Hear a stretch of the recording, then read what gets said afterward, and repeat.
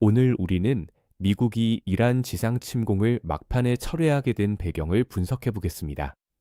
수만 명의 미군 병력이 중동 전역에 집결하고 작전 계획자들이 이란 영토 상륙 방안을 검토하면서 전쟁이 최고조에 달했을 때 미국의 이란 직접 침공 가능성은 현실적인 시나리오로 떠올랐습니다.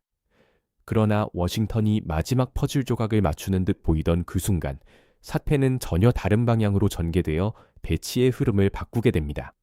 미국의 이란 지상작전 가능성은 단순한 이론이 아니라 워싱턴이 실제로 필요한 군사태세를 꾸준히 갖추고 있던 시나리오였습니다. 2026년 3월 말까지 5만 명이 넘는 미군 병력이 중동 전역에 배치되었습니다. 이와 동시에 위기가 심화되면서 추가 해병대와 특수작전 부대가 전방에 투입되었습니다. 또한 82 공수사단 일부가 배치되었다는 보도도 있었습니다. 더불어 미국은 전투기, 공격기, 정찰기, 수송기, 급유기를 포함해 120대가 넘는 항공기를 이 지역에 100여 중간 배치했습니다. 별도의 보도에 따르면 미군과 동맹국의 항공 전력은 결국 전역에 걸쳐 500대가 넘는 전투기로 확대되어 잠재적인 지상작전을 위한 상당한 지원을 제공했습니다. 4월 초까지 중동에 배치된 총 병력은 6만 명을 넘어섰는데 이는 평소 이 지역에 주둔하던 병력의 2배에 달하는 수치입니다. 동시에 미국은 이란 남부 해안의 군사 인프라를 타격했습니다. 이러한 상황에서 야전병원 계획과 지원 인력 이동 등 물자 준비도 이루어졌습니다.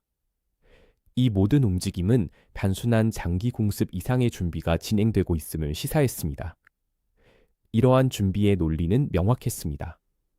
공습만으로도 이란의 군사력과 인프라에 타격을 줄 수 있지만 최근 이란 분석에서 논의된 바와 같이 미국은 공습만으로는 정권 교체나 이란 정부의 붕괴를 강제로 이끌어낼 수 없다는 점을 이해하고 있었습니다.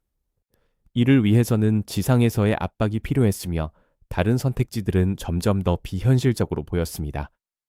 지난 1월 이란 정권의 대대적인 탄압으로 인해 대규모 반정부 시민은 일어나지 못했습니다.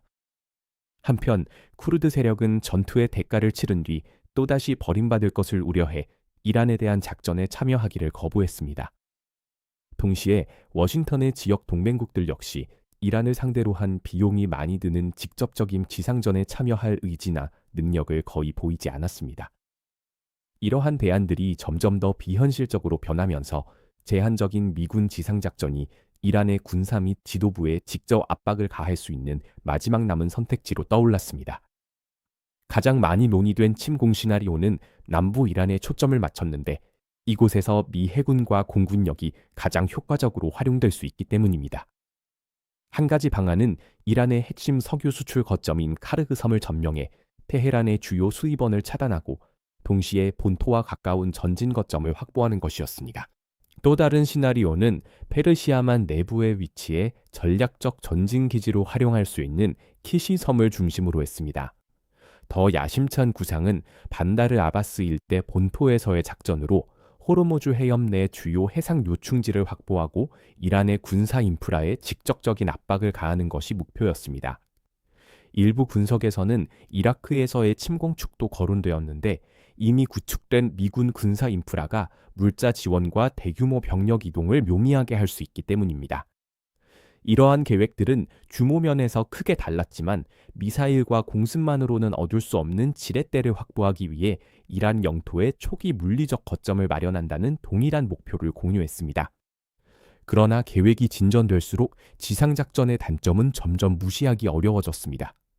제한적인 상륙만으로도 미군은 이란의 다양한 미사일, 드론, 그리고 대규모 정규군 및 비정규군에 노출될 수밖에 없었습니다. 미군 군사 분석가들은 어떤 상륙작전도 자살 임무로 규정하며 극도로 위험하고 상당한 혹은 심각한 인명피해가 예상되며 상륙군이 점령한 후에도 파괴되지 않으려면 해상과 공중에서 막대한 지원이 필요하다고 지적했습니다. 미군이 해당 지역에 집결시킨 전력은 기습, 제한적 상륙, 그리고 해상섬과 같은 고립된 목표물 점령에는 충분했지만 이란 정부를 전복시킬 수 있는 침공에는 부족하다는 데 의견이 모아졌습니다. 이러한 제한된 목표를 넘어서는 작전은 상당한 추가 병력 투입이 필요했을 가능성이 높았습니다. 동시에 섬이나 해안 거점을 점령한다고 해서 갑자기 대규모 반정부 소요, 쿠르드족의 침격, 혹은 영내 동맹국의 증원이 촉발될 것이라고 믿을 만한 근거도 거의 없었습니다. 그 결과 상륙작전의 비용은 점점 더 명확해졌지만 워싱턴의 광범위한 목표를 달성할 수 있을지는 여전히 불확실했습니다. 전반적으로 미국이 침공을 포기한 것은 실행 능력이 부족해서가 아니라 예상되는 비용이 너무 높아졌기 때문이었습니다. 이란은 여전히 어떤 상륙작전도 극도로 위험하고 인명피해가 클 수 있을 만큼 충분한 군사력을 보유하고 있었습니다. 동시에 워싱턴은 영토 점령이 더 넓은 정치적, 군사적 목표 달성으로 이어질지 확신할 수 없었습니다. 결국 침공은 미국이 불확실한 결과를 위해 감수할 준비가 되어 있던 것보다 훨씬 더 큰 헌신을 요구했기 때문에 포기되었습니다.